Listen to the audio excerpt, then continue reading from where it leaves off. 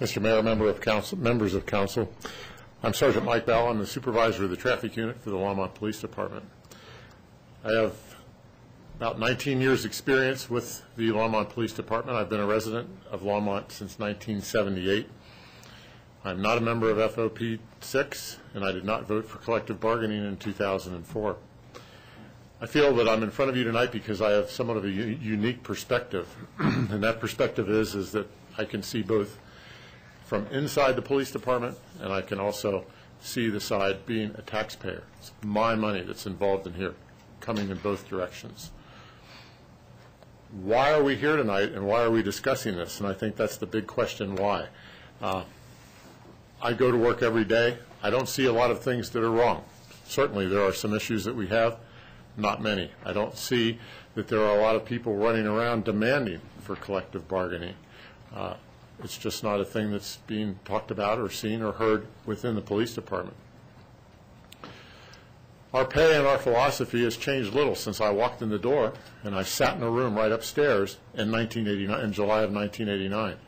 At that point in time, the job surveys were done much the same as they are now, and we were told where our pay would fall, and it's been that way every year ever since.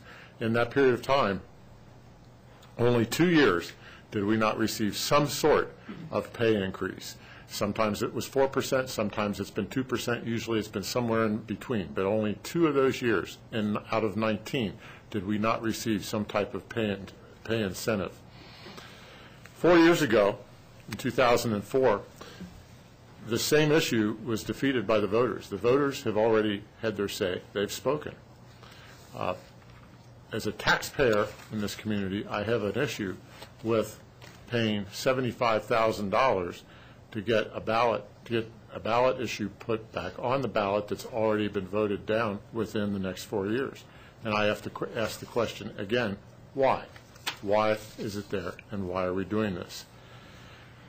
Maybe the answer lies in the fact that the FOP has 25 pages of bylaws.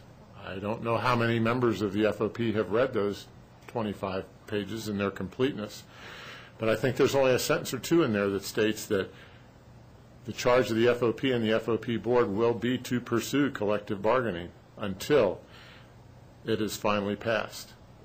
How long will that take, and what will the cost be to taxpayers like myself? And I'm just talking about the $75,000.